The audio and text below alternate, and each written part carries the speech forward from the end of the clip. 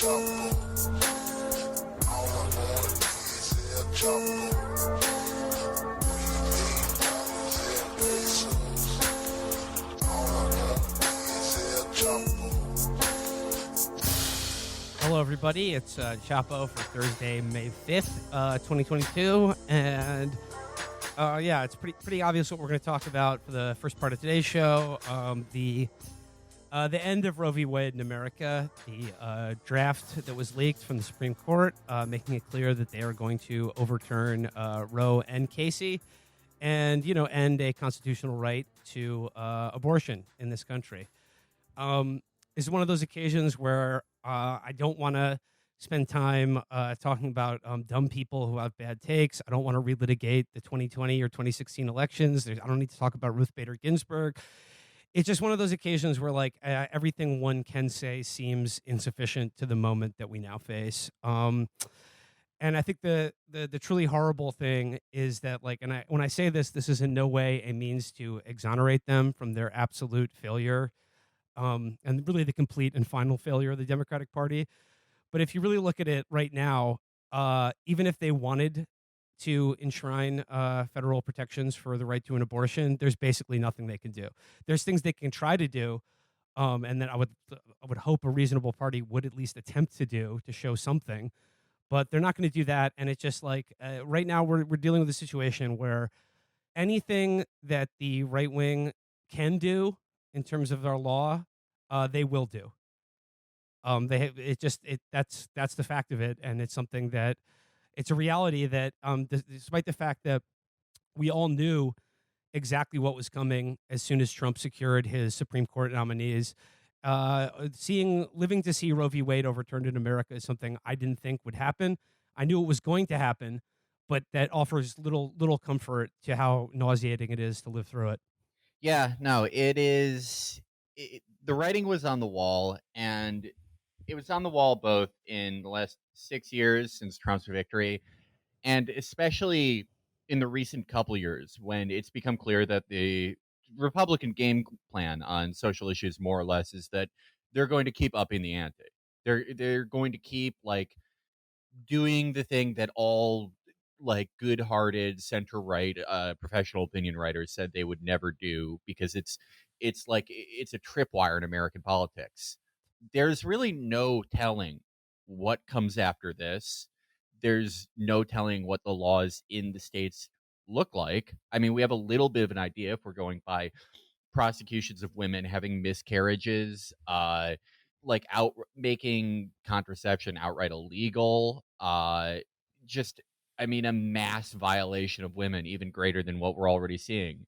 But this is, it's unspeakably awful, made worse by the fact that the immediate political solution to this is not clear. I mean, obviously, it would be great if there was some type of political goal, some type of immediate action by a national, supposedly left of center party. And that's awful and discouraging. There isn't. But also, just by people, by any of these organizations, by groups like Planned Parenthood, there's nothing besides emails right now. And I'm not saying that I have a plan either, but it seems like everyone is currently still in the fog of this decision. Well, I mean, it's like I said, it's something we all knew was coming, and it's running up into the fucking reality that, like, of what it really means to live in a country that is making its final transition from sort of a staged, managed ersatz democracy into a purely authoritarian society. Yeah. My reading on this, and my reading on all the disgusting right leaning social issue campaigns since Biden got inaugurated, basically, it's the same thing, right? That it's going to pay some electoral dividends, but either in the long term or the medium term, in a normal control group, when all else is normal, eventually you run out of people that swing voters don't care about. You run out of people to piss off. You run out of things to overreach on. That is true in normal conditions. I don't know if that's going to be true in our current conditions where there's just mass level of institutional decay and disengagement. It's really like we we cannot rely on the usual ebb and flow of social politics Yeah, in America. There's yeah, no telling where this ends, what the trigger for electoral backlash to be. There's nothing guaranteed. Yeah, that was the big underlying reassurance among liberals was always, and honestly, since the '70s, been the only uh, real like long term electoral strategy that Democrats have had, which is that we don't have a positive agenda anymore. There's nothing that we actually can plausibly promise to do for any constituency. What we can do is wait for Republicans to take power, to overreach, and to then stand as the sensible alternative.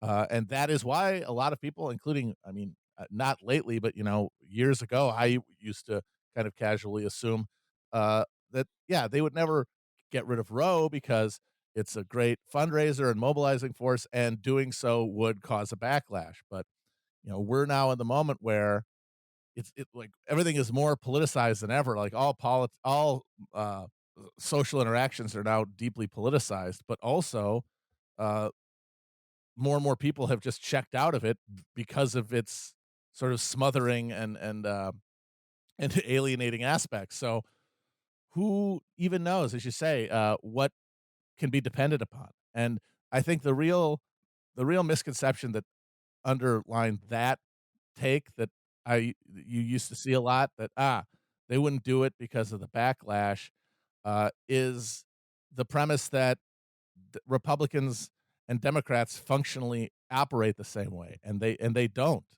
because Democrats can't do things that their constituents want, whereas Republicans are totally free to actually do the things that they have trained their constituents to want, like abolishing Roe versus Wade. And the idea that it's you need it as a mobilizing tool is incorrect, because it assumes that there's not another mountain to climb after Roe is overturned, which oh we're yeah, already seeing.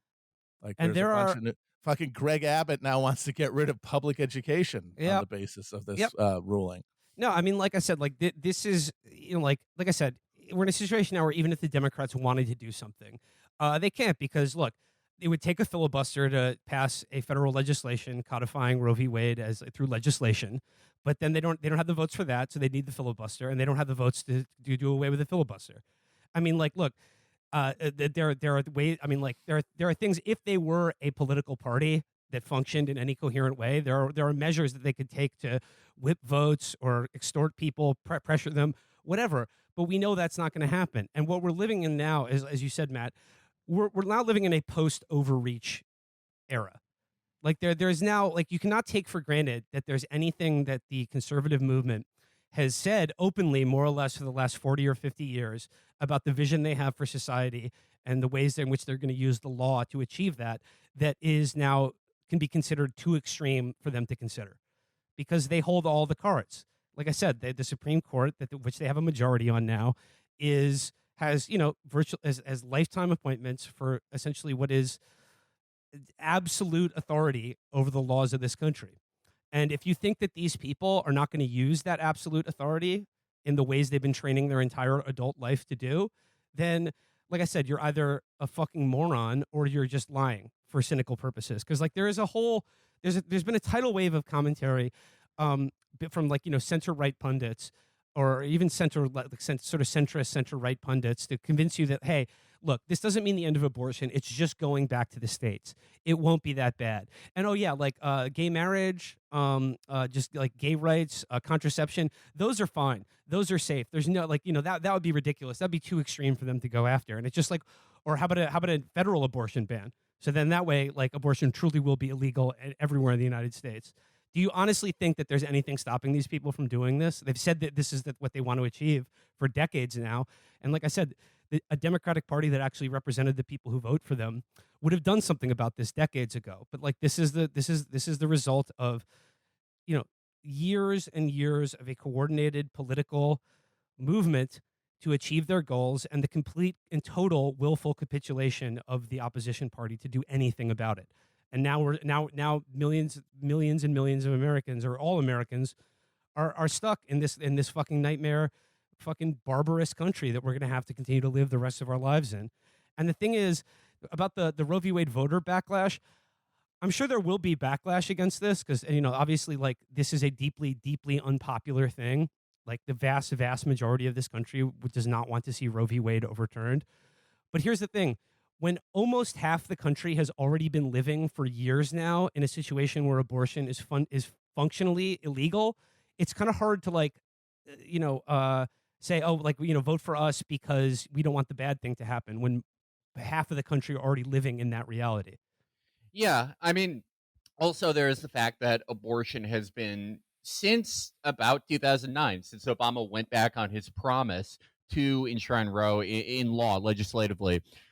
Roe and abortion itself has been slowly but surely removed a little bit every year from the Democratic national platform to the point that it's barely ever talked about.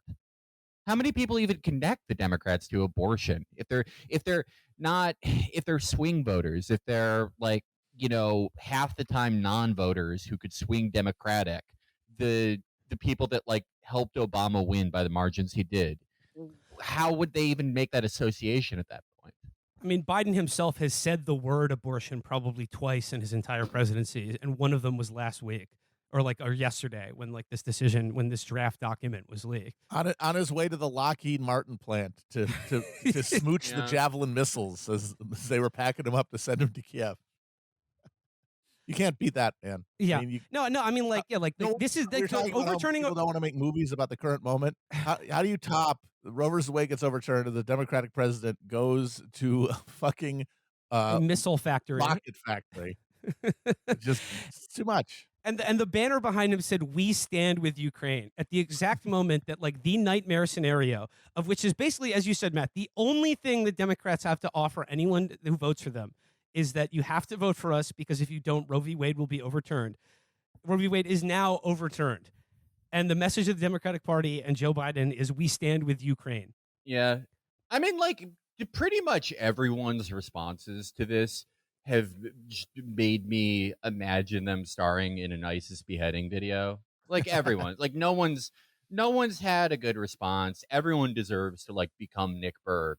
But the response among, like, do you know that guy Bakari Sellers? Oh, yeah.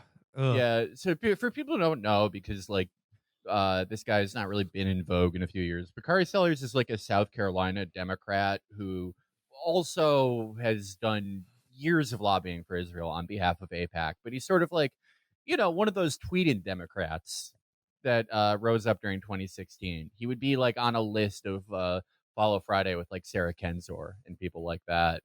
But anyway, he made say like probably like an hour after the leak, he made a post that was like, well, congratulations to Democrats. Republicans have lost the suburbs forever. And it's like, Ugh. how many fucking times have I heard that in my life? Like, Remember when Jesus they Christ. wanted Trump to be the nominee? Yeah. No, Jesus Christ. I mean, it really cemented how little anyone gives a shit. Like in the professional institutional side. And I know that it's like, what I'm asking for is for them to at least like just to pretend to lie that they give a shit, but like just for an hour, could you pretend that you find this horrifying? Yeah, or like you said, get out there, in a press conference and state explicitly the reasons why you can't do anything about it and who's responsible for it. Just like try to, I mean, like, if all politics can do for us, anyone, is feel your pain or administer it out to other people, then the Democrats are failing that test miserably. While they're, by the way, campaigning for Henry Cuellar, the pro-life fucking congressman, against an abortion rights supporting incumbent.